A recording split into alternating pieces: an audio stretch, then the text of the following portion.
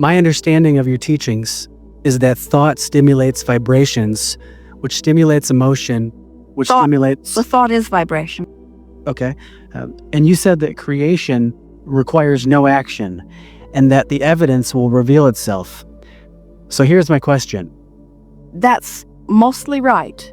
Thought and vibration are one and the same. And a practiced thought is a practiced vibration that equals a point of attraction. And if you keep it up for a little while, then it becomes the reality. But the vibration is where you're wanting to put the emphasis, and we are too. Mm-hmm. So money doesn't grow on trees. It only comes from other people. And the only way to get money from other people is to either steal it or to create value, which people will pay for.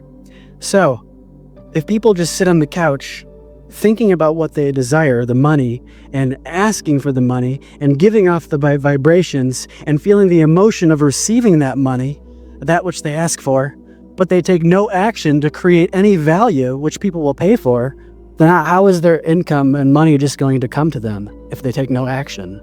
Well, the flawed premises that you just spewed are abundant there.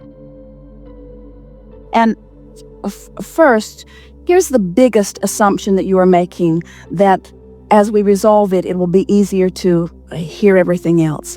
The first really major flawed premise in what you spoke here is that value only comes from action. And what is economy anyway? In other words, who gets to decide that what you do for a living is only worth $8 an hour, and while what that one does for a living is worth $50 an hour, and while that one does for a living is worth $10,000 or $10 million an hour? Who gets to define that value anyway? It's not very well defined, is it? And yet, where did your economy come from? Just a few hundred years ago, on this continent, you were trading beads and shells and a little bit of minerals. That was your basis. Jerry remembers when the gold standard was $35 an ounce, the gold standard, and everything was supposed to be sort of measured against that gold standard. There are no standards like that remain consistently. Who gets to define value? You're going to come round to understanding that the only true value that you can ever reap the reward from or experience the benefit of is the value of alignment with this energy that creates worlds. What kind of monetary value do you put on that? Do you ever hear anyone say, well, I've been so well for so many years, and there are so many people out there who are sick, and I've been using up all the wellness value for so long that I've decided that I'm going to be sick for a while to allow more sick people to be well, because I've been getting more than my fair share of wellness. You never say that because you don't see it as a pile of something that can be divvied out. You accept that as a vibrational relationship in some way. You haven't really defined it. Humans say, well, that one's just unlucky in sickness and that one's just lucky in wellness. But it's not like that at all. There's a vibrational abundance that is being realized by some and denied by others, but they are all doing it to themselves, you see. There's not a big pile of resources that you're divvying up. Somebody didn't set the monetary fiscal standard for the universe, and there it all is out there, and now you have to steal it or trade it. That is so old news. This is a vibrational reality that you are moving into, and it is thought and alignment. Who do you think was paid for this Earth that is now congealed and spinning in its orbit? Who was paid for that? Who scraped that value together, and who was paid for it, and who tends for it in its orbit? In other words, there are so many things that you can't begin to explain through a platform like the one that you just presented to us here. And that platform is not serving anyone at all, you see. So now,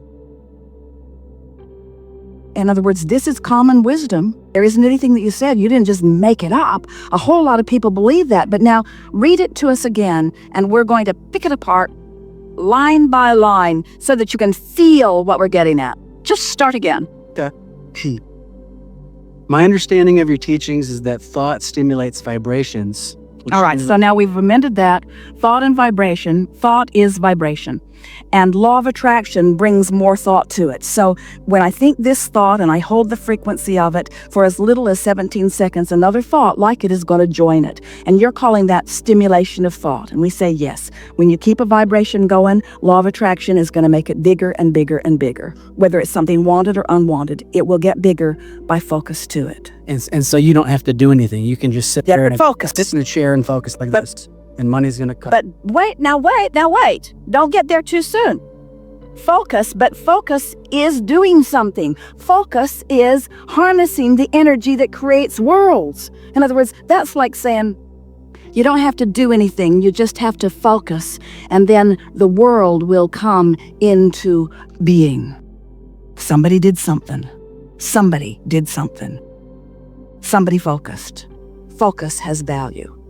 You can sit and focus out of the vortex and your life won't change at all. You can sit and focus in the vortex and your life will change magnificently. The power of your mind is the only power that matters, and all the other stuff you do is just for the pleasure of enhancing what you've really done with your mind. And all the real power is the focus. And for you to call that nothing could not be further from accurate. Okay. All right. Okay. We are enjoying this. We want you to enjoy it too. I'm loving it. Very much enjoying.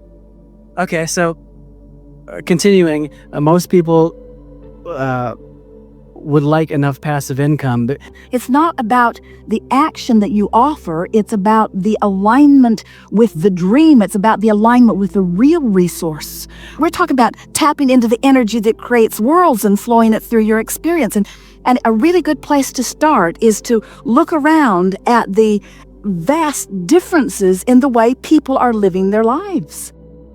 The people that are working the hardest in terms of action are receiving the least. And the people who are working the least are receiving the most. How do you reconcile that?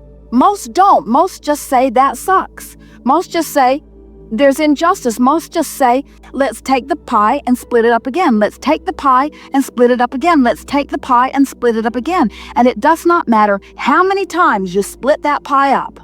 It will move into the vibrational places where law of attraction puts it. In other words, you just can't orchestrate it through action. It is a vibrational attraction or allowance that it is all about. Continue just a little bit. We have 2 minutes. Okay. So people want this income, I believe, so that they can be free to express their creativity and fulfill their deepest desire. People want it so that they will feel better. You say they want it so that they can satisfy this and this and this. What they want is alignment, and alignment brings money. And what you're saying is they want the money so that they can then observe alignment, and we say they want the alignment which will bring the money. What they want is the alignment. What you want is to be in love. What you want is to take a walk and feel your heart soaring. What you want is for music to move through your body. What you want is to be alive and brilliant and have good timing. What you want is to be clever. What you want is to love. These are the things that you want. What you want is alignment. All the other stuff is irrelevant. And when you go for alignment first, then all the other trappings have to fill in around it. It is law. Okay. So the point of the whole entire question is just simply trying to understand how you can create what you desire without taking physical action. And what we're saying is you've already created it with all that you've been living, and it's waiting for you, offering a signal, and all you have to do is hone in on that signal. And you can tell when you're honing in because you're feeling better, and you can tell when you're getting closer because you're feeling lighter, and you can tell when you've really honed in because you believe, and you can tell when you consistently honed in because you just know life is good, and you just know you're stable, and you just expect it to be good. And now you're moving through life doing the action which is delicious, doing the action that supports your knowledge of well-being. In other words, you'll get tuned in and you won't cease to act. We promise you, when you're tuned into the energy that creates worlds, the inspiration to call this person and go there, the inspiration will flow through you. You'll be the busiest, most active person that you've ever known in your life. But the inspiration comes first and inspires the action. The action doesn't create. So over time, we've been offering you processes to assist you in sharpening your focus and being more deliberate about what you think. And we see that many of you are getting very good at thinking on purpose, and even better at noticing when you're not where you want to be. And so we offer you things like this deck of affirmation cards, there are a few of them, to assist you in coming into better alignment. So let's say these cards are money and the law of attraction, really brilliantly written. We wrote them. And it is the best of infinite intelligence, all focused on the subject of money, abundance. So let's say that you've been focusing on where you are, and you've been feeling the strain of the economy, and you don't have as much money as you want, not nearly so. And so you've decided that you are going to take the bull by the horns and you're going to do something about your physical condition. So from your place of real worry, from your place of near depression, or from your place of anxiety or fear, or even anger about your financial condition, you buy these brilliant cards and you decide that you are going to, from where you stand, improve your vibration relative to money. So you begin. I am the creator of my own life experience. Alrighty then. Whatever I desire, I can acquire. Who writes this stuff? I am the attractor of my every experience. That sucks. I can always tell a different financial story. I can tell a different financial abundance story. Yes, I certainly can.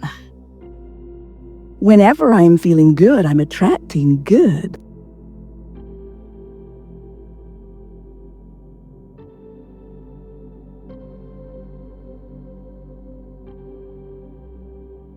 So it doesn't go all that well, does it?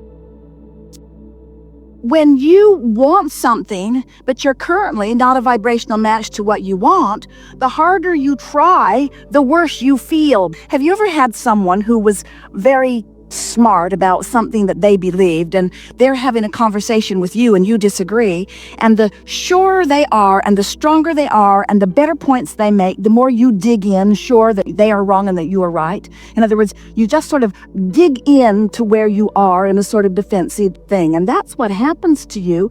In other words, law of attraction is feeding back to you more thoughts that are like the thoughts that you've been thinking. And just because the habit of thought that you've got going on is define who you really are and what you really want, you can't badger yourself, you can't motivate yourself, you can't effort yourself, you can't make the improvement, you can't buck your own current.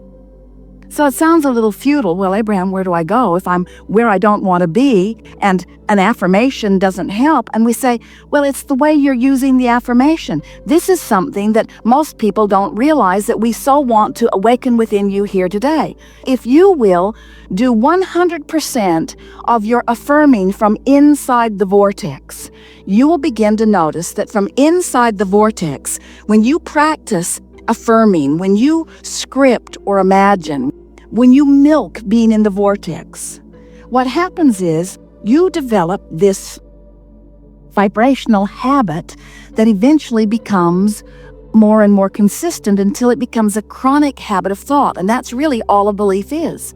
You can train yourself to be in the vortex more, but we just want to say to you, don't try to do it from outside the vortex. We've been saying to you for a long time, just reach for the best feeling thought that you can find. And we've watched so many of you offering so much effort, you're almost afraid of your own thoughts. We've done such a good job of convincing you that your thoughts equal your point of attraction that many people are applying for lobotomies. We just want you to take a softer approach to all of this and realize that your natural state of being is to feel good. Watch the little ones. Watch little kids, how unwilling they are to follow your train of thinking when you're pointing out to them how inappropriate they are. They won't look you in the eye. They don't want to listen. Sometimes they'll even cover their ears. If you ask them, why did you do that? They'll say, I forgot. In other words, they are not interested in practicing that outside the vortex stuff. Not at first, anyway. You sort of wear them down in time.